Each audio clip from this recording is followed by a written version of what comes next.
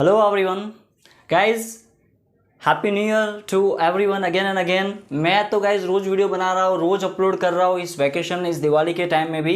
इसे रोज आपको happy new year बोलने को मन करता है, because guys the thing is that I am very excited यार। I don't know why, but the thing is that when I make videos, when I do my work ना, it gives me satisfaction, it gives me happiness. So that's the reason I be happy all the time. Okay, so guys the thing is that आज हम बात करने वाले इस 13th day में, English speaking course के 13वें दिन में, 13th डे में, कि what is the meaning of good. Sorry, क्या बोलते हैं इसको? इसमें डी साइलेंट होता है, तो जो नए लोग हैं, जो बिगिनर्स है, वो उसको पढ़ेंगे कुड, कुड। ठीक उसी तरह जैसे शुड, शुड पढ़ते हैं, एल साइलेंट होता है, शुड, कुड, राइट। तो आज हम बात करने वाले हैं इस कुड की। आज इस कुड को गाइस निचोड़ के रहेंगे। आपने कुड तो कई बार पढ़ा होगा, लेकिन आज में जो कुड पढ़ोगे आज, उसके ऐसा कोड शायद आपने कहीं नहीं पढ़ा होगा, क्योंकि आज ये कोड सीधा आपके दिमाग में आने वाला है, राइट। सीधा आपके दिमाग में, आपको प्रैक्टिकल लाइफ में किस तरह से यूज़ करना है वो समझ में आएगा। सो गाइस, वीडियो के एंड तक बने रहना। अगर आपने वीडियो को लाइक और सब्सक्राइब नहीं किया तो please subscribe our channel to be with us and like our video and share our video to those people who really need it. Okay, so let's get started. So basically guys, could का जो मतलब होता है वो क्या है? तो could actually में होता क्या है? अब गाइस, आप में से कई लोगों को कैन समझ में आता है। कैन सबको पता है कि I can understand English, I can understand you, I can understand your language, I can understand your videos, I can understand your method, I can drive a car, I can sing a song, he can sing a song, he can do anything, my father can do anything, my father can can drive a car. तो ये सारी क्या ability, सब में can है। तो can हम सबको समझ में आता है। तो बस आपको कुछ नहीं करना है। ये जो कुड है ना, वो पास्ट ऑफ कैन, कैन का क्या है? पास्ट है। तो कैन का ही पास्ट है कुड। एग्जैक्टली इसका मीनिंग ये नहीं है, क्योंकि इसका मीनिंग जो होगा वो क्या होगा? कुड हैव वाला होगा, कुड हैव। लेकिन वो बात की बात है, यहाँ पे मैं खाली आपको हिंट दे रहा हूँ गाइस, ध्यान से समझना। तो जो आप कैन बोलते हो ना, तो कैन को जो पास्ट में बोलना हो तो वो क्या बन जाता है? कुड बन जाता है।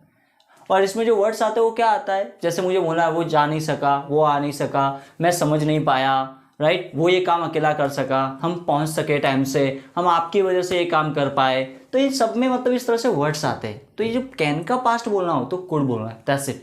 Formula is same, subject, could and verb, all are same. So the thing is that guys, इसमें आपको खाली यही समझना है, जहां जहां कैन बोल रहे हो, बस वो पास्ट में अगर बोलना है तो कैन का खाली क्या बोलना है? कुड। फॉर्मूला और यूज करने का मेथड सेम रहेगा। Understood? Is it clear to everyone? और फिर भी समझ में नहीं आ रहा है ना, फिर भी अगर आपको समझने में प्रॉब्लम हो रही है कुड को, तो गाइस ये वर्ड्स याद रखो आप। अगर हिंदी वाक्य के अंत में इस तरह के वर्ड आते हैं ना, तो आप इससे समझ जाना। मैं तो बोलूँगा, मैं तो लकीर के फ़कीर वाली बात करता ही नहीं हूँ, लेकिन अगर फिर भी आपको समझ में नहीं आ रहा, फिर भी आप न्यू बिगिनर्स हो, तो गाइस आप इसको याद रखो। अंडरस्टूड? ओके। और आपको अगर इसको कैन को और भी अच्छे से इन द सेंस के डिटेल में कैन, कुड, शुड, मस्ट का डिफरेंस देखना हो, तो मैंने एक सेपरेट वीडियो बनाया हुआ है, उसमें आप जाके वो चेकआउट कर सकते हो। उसमें बहुत सारी चीज़ें मैंने एक साथ समझाई हुई है, कैन, कुड, शुड, मस्ट, सबको एक कॉम्बिनेशन, एक कॉम्बो वीडियो बनाया हुआ है। अंडरस्टूड? सो गाइस, कुड क्या कहता है? Past of can. Formula is same. Now we will try to understand it by solving some practical examples, so that we can make it too impressive. We can make it very practical in our life, and we can start using the same chapter. We can start using the same chapter in our regular life. So let's get started. Guys, पहला example लिखा है मैंने, sorry मैं आपका call receive नहीं कर सका या रिसीव नहीं कर पाया। अब आप में से कुछ लोग बोलेंगे सर, कमेंट करके बोलते हैं ना कुछ लोग, सर बोले सॉरी तो आप हिंदी में लिख देते, माफ़ करना। कॉल रिसीव आप हिंदी में लिख सकते थे। अरे भाई साहब, we are learning modern language यार। अगर मैं इसको हिंदी में लिखूंगा, माफ़ करना, मैं आपका फ़ोन उठा नहीं पाया, ऐसा आप कभी बोलते हो? माफ़ करना कौन बोलता है आजकल? हम प्रैक्टिकली सॉरी बोलते हैं। तो जितना ज़्यादा प्रैक्टिकल एग्जाम्पल बनाने की कोशिश करोगे, प्रैक्टिकल एग्जाम्पल से समझने की इंग्लिश को कोशिश करोगे, उतना ज़्यादा इंग्लिश को समझना आपके लिए इजी होगा। अंडरस्टूड? आपको प्योर हिंदी क्या करना है भाई साहब? अगर आप उसको माफ़ करना लिखोगे, इसको उठा नहीं पाया लिखोगे, तो आपकी प्रैक्टिकल लाइफ में तो सेट ही नहीं होगा।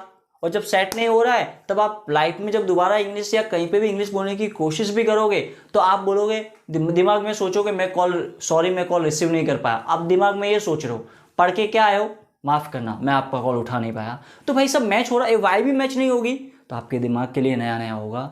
और यही रीज़न है आप में से कई लोग इंग्लिश बोलने में कॉन्फिडेंस फील नहीं करते। क्यों? क्योंकि आपने प्रैक्टिकली नहीं सीखा है। मेरा बोलने का तरीका हिंदी या आपके बोलने का तरीका हिंदी या दुनिया की कोई भी भाषा ले लो, सबका अलग अलग है अपना तरीका। तो गाइस एक होता है ना, मान लो आपका फ्रेंड आपको कॉल करता है और बोलता है कि भाई तू कहाँ पर है, मुझे तुझसे मिलना है या मुझे आपसे काम है। तो आपका जो आंसर होगा ना वो कुछ भी हो, मान लो आपको ना दे बोलना है तो आप क्या बोलोगे। मान लो आपके केस में मैं खुद को रख के देख रहा हूँ, मुझे अगर कोई बोलता है कि आप कहाँ हो, मुझे आपसे मिलना है, तो मान लो मैं क्या बोलूँगा। तो मेरा जो बोलने का, मुझे बोलना तो ना ही है, तो मैं बोलूँगा मैं काम में हूँ, मैं आज नहीं मिल पाऊँगा, आपसे कल मिलूँगा। या फिर मैं अभी लेक्चर ले रहा हूँ, मैं आज नहीं मिल पाऊँगा, कल मिलूँगा। या फिर मैं बोलूँगा कि मैं फ़िलहाल बिज़ी हूँ, फ़िलहाल मैं वीडियो बना रहा हूँ, मैं अभी नहीं मिल सकता। देखो मेरा ना बोलने का तरीका अलग है, आपका भी। आप बोलोगे आज नहीं मिलना मुझे, तो आप ही भी ना तो बोल ही रहे हो ना। कोई और क्या बोलेगा, मुझे फ़ोन मत करना। कोई क्या बोलेगा, मुझे नहीं आना। मतलब सब ना ही बोल रहे, लेकिन सबका ना बोलने का तरीका अलग है। इसको बोलते हैं the pattern of our language.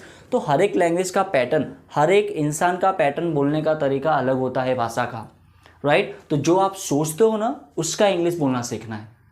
Getting my point? जो आप सोचते हो उसका इंग्लिश बोलना सीखना है गाइज। तो ये सारे प्रैक्टिकल एग्जांपल लेता हूँ, यही रीज़न है कि मैं जितने भी एग्जांपल लेता हूँ सारे प्रैक्टिकल लेता हूँ, और हर एक एग्जांपल में कुछ ना कुछ वर्ड मैं ट्राई करता हूँ कि इंग्लिश का ही डालूँ। जैसे हम टाइम पर नहीं पहुँच सके, अब समय पर नहीं पहुँच सके, गाइज जो समय पर नहीं पहुँच सके वो कौन बोलता है? वो खाली किताबों में लिखा होता है समय। अब तो हम टाइम ही बोलते हैं ना। अरे जो बोलते हैं ना, जिसको स्कूल कभी नहीं देखी होगी ना, वो भी भाई साहब यही पूछता है कि टाइम क्या हुआ है। वो ऐसा पूछता समय क्या है बताना, तो कौन बोलता है? Nobody speaks actually. अब ऐसा नहीं है कि कोई नहीं बोलता यार। Hindi is our like you know guys language, we can respect Hindi and Hindi is something यार। बात मैं यहाँ पे हिंदी और इंग्लिश को लेकर नहीं कर रहा हूँ, लैंग्वेज को लेकर नहीं कर रहा हूँ।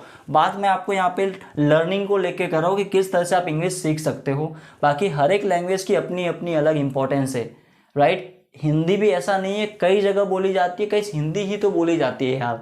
लेकिन बात मैं क्या कर रहा हूँ गाइस, इंग्लिश की कर रहा हूँ। फिलहाल मैं किसी और लेक्चर में आपको समझाऊंगा कि एक्चुअल में what is the meaning of what is the like value of our language Hindi. लेकिन मैं यहाँ पे गाइस जिस प्रोफेशन में हूँ, आपको इंग्लिश सिखा रहा हूँ, तो आपको मैं इंग्लिश किस तरह से ईजिली सिखा पाऊँ ये बताने की कोशिश कर रहा हूँ, राइट। तो गाइस मैंने कुछ एग्जाम्पल लिखे, हम सॉल्व करने की कोशिश करेंगे। तो सॉरी को तो आपको ऐसे लिखना है, सॉरी मैं आपका कॉल रिसीव नहीं कर सका। सब्जेक्ट क्या है? आई, ओके। फिर क्या है? खुद, आई खुद। नहीं कर सका नेगेटिव सेंटेंस है गाइस, तो हमेशा याद रखो first, second and third. Not लिखना हो तो कौन से नंबर पे आएगा? हमेशा थर्ड नंबर पे, फर्स्ट, सेकेंड एंड थर्ड। तो आई कुड नॉट क्या रिसीव नहीं कर पाया, I could not receive your call, I could not receive your call. मैं आपका जवाब नहीं दे पाया, I could not answer your call, I could not pick your call या pick up your call, I could not pick your call, right. तो इस तरह से गाइस जब नेगेटिव बनाना हो तो तीसरे नंबर पे नॉट आता है। हम टाइम पर पहुंच नहीं सके तो क्या बोलूँगा? हम यानी वी। फिर चैप्टर क्या है? खुद, नॉट, इसमें भी तो नॉट लिख दो। पहुंचना यानी reach, we could not reach time पर, ऑन टाइम। कई बार इसमें इन टाइम भी स्पीकिंग में चल सकता है, कोई बात नहीं। We could not reach on time और रीच इन टाइम। कुछ लोग इन टाइम भी बोलते, चल सकता है, it is completely fine, speaking में चले। बाकी प्रॉपर क्या है? On time. मैं समझ नहीं पाया तो क्या बोलूँगा? I could not. समझना यानी क्या होता है? Understand. I could not understand, I could not understand. So guys ये था हमारा छोटा सा चैप्टर कुड, राइट। गाइज आप वीडियो को एंड तक देखा करो, स्किप करके मत देखो, और नोट पेन लेके बैठो। आपको कंसेप्ट नोट करना है, लिखना है, और जो भी आप सोचते हो ना उसकी प्रैक्टिस करनी है, उसको ट्राई करना है इंग्लिश में बनाने का। और हाँ, आप खाली मेरा वीडियो देखो, आप इस हमारे प्लेटफॉर्म पे आके हमारे वीडियो देखो, आपको कुछ करने की ज़रूरत नहीं है। मैं सब कुछ करवाऊँगा आपसे, पढ़ाऊँगा भी मैं, प्रैक्टिस भी मैं कराऊँगा, स्पीकिंग की प्रैक्टिस मैं कराऊँगा, लिसनिंग की भी मैं कराऊँगा, रीडिंग की भी। I will do everything for you, don't worry guys. बस आपको 24 कलाक में से ना रात को 9 बजे 10-15 मिनट मुझे दे देना है। 9 बजे नहीं, मोबाइल लेके वीडियो स्टार्ट करके बैठ जाना, नोट पेन लेके, डन। अब इतना तो इंग्लिश सीखने के लिए दे सकते हो यार। इंग्लिश आपकी ज़िंदगी बदल के रख देगी गाइस अगर आपने सीख लिया तो। अंडरस्टूड? आपको रिस्पेक्ट दिलाएगा वो अलग, ज़िंदगी बदल के रख दी वो अलग। अगर आप जॉब करें तो प्रमोशन दिलाने में हेल्प करेगी, सोसाइटी में रिस्पेक्ट दिलाएगी, इंटरनेशनल कुछ कोर्स जाना है वो आइल्स करके फॉरेन जाना उसमें हेल्प करेगी। तो इतना जब ये कर सकती है इंग्लिश लैंग्वेज, तो मैं गाइस 10 मिनट तो दे ही सकता हूँ ना। तो प्लस आप खाली रोज़ 10 मिनट दे के इस वीडियो को देखा करो और रोज़ इस वीडियो को देखकर प्रैक्टिस किया करो, राइट? Thank you.